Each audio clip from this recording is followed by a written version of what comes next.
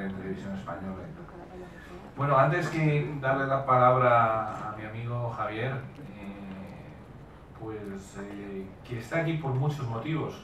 Javier está aquí porque yo creo que fue el primero que leyó en profundidad la novela y me hizo las correcciones y matizaciones oportunas, pero además está aquí por otro motivo muy fuerte, y es que su tío abuelo fue el comandante Cascón, que fue el jefe de la aviación republicana y el que, bueno, pues rindió en Barajas todo el material bélico a Franco. Y bueno, si leéis la novela veréis cuál fue su destino y el de toda su familia. Pero antes de darle la palabra a Javier, ahora me está haciendo una foto pues un par de diseñadores gráficos y de diseñadores de libros, Andy y Nelix, que bueno, pues son los artífices de esta portada, de la que estoy muy orgulloso y de este montaje de vídeo, y quisiera personalmente darles las gracias. Están ahí Andy y Nelix, han venido desde La Habana, desde Cuba, y bueno, se están abriendo un camino que auguro que será absolutamente lleno de éxitos, porque son unos muy buenos profesionales. Estoy orgulloso del dibujo que hicieron aquí para promocionar la obra. Bueno, Javier, te tocó. Sí sé, porque soy un incompetente para estas cosas. No sé. De la tecnología, yo creo que hay que apretar algún botón. Ya está, listo. Bueno, buenas tardes. Primero también agradecerles a su presencia, luego esperar no cansarles con mi cháchara. A mí me encanta hacer esta presentación por dos motivos. Primero porque, como dice Roberto, yo he asistido a la génesis del libro, desde el principio hasta el final, he visto sus sufrimientos y me gustaría que fueran recompensados. Y segundo porque me gustaría ser capaz de transmitirles lo mucho que a mí me ha gustado y las virtudes que entiendo que tiene el libro, tanto como obra literaria como obra de diversión para disfrutar de su lectura. Aquí tengo un gran aliado y es el propio libro, porque todos los que somos lectores tenemos una serie de temas que son los que nos gustan. Hay lectores que les gusta la novela romántica, otros la novela negra, la de aventuras, la de viajes, la política, la de intrigas palaciegas. Bueno, pues todo esto que les he nombrado se contiene en esta novela, y además no se contiene de un modo superficial, sino que se contiene con mucha fuerza. Si a usted le gusta la novela romántica, verá los amoríos de Manuel y Natacha, cómo se van dilatando en el tiempo y pasan de ser romance a ser pasión, a ser romance y otra vez pasión, y aparecen el uno en la vida del otro a lo largo del tiempo, como las lagunas de Ruidera. Si le gustan los viajes, pues va a usted a ser capaz de ir de un lado a otro del mundo, atravesando Europa, Asia, volverá a España, y en el tiempo viajará y conocerá cómo era la Cuba antes de Castro y cómo era la España de principios del siglo pasado.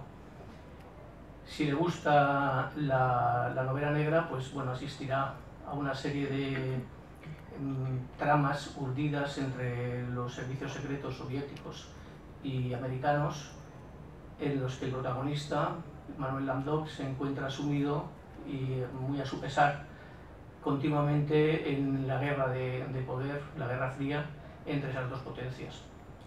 Y si le gusta la novela histórica, pues va a disfrutar como un enano. A nadie se le escapa que cuando alguien se pone a escribir, no empieza con En un lugar de la Mancha y termina con que recobra el juicio Don Quijote y pone fin, sino que cuando tenemos una idea que queremos plasmar, que queremos hacer llegar al lector, la anotamos en nuestra cabeza o en un papel, le damos vueltas, le volvemos a dar más vueltas, vemos cómo nos gustaría contarla y vamos completando con otra serie de ideas, vamos apuntándolas todas, y cuando ya tenemos algo que creemos que es suficiente para dar una trama, empezamos a escribir. No creo que nadie se ponga delante de una hoja en blanco y se ponga a escribir sin tener nada que contar ni nada que decir.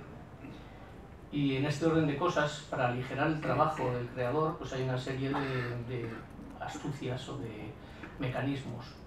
Uno sería obvio, y es: si yo tengo 4 o 5 ideas, en vez de tratar de hilvanarlas, de entrelazarlas todas y de darles una causa común, pues escribo 4 o 5 relatos cortos. cada una la desarrollo hasta donde yo quiera y me permite mucha más libertad de trabajo. Y no desmerece la obra, porque por ejemplo los cuentos cortos de Borges, para mí es la mejor obra literaria de Borges, y son cuentos cortos, y los cuentos del Klondike de Jack London o de las Patrullas del Sur son verdaderas obras de arte, ninguno va más allá de 20 o 30 páginas.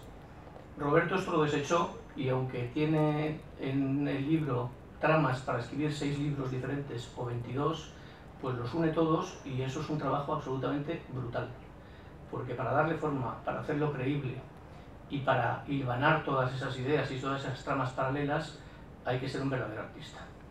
Y a ello se pone Roberto.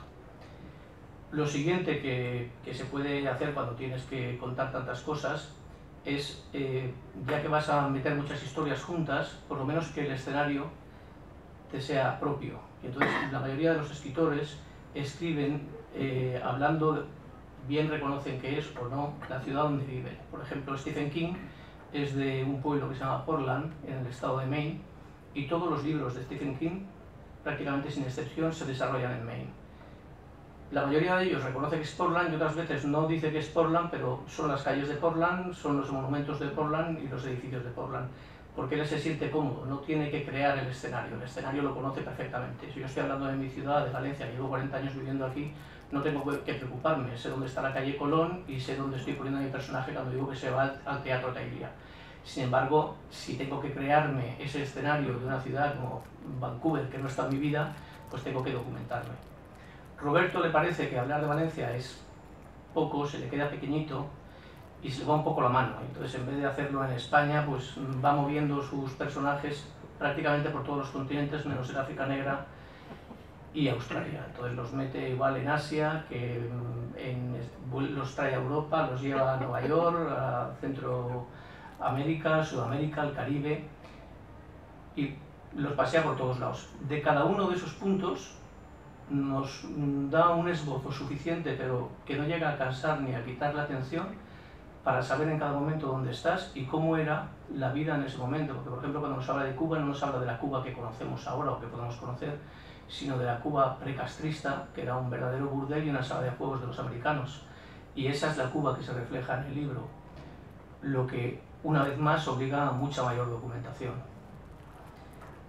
Puesto ya a meter un montón de personajes, un montón de tramas y a dispersarlos por todo el mundo, la higiene mental pediría hacerlo en un lapso de tiempo pequeño y con una narración cronológica y lineal.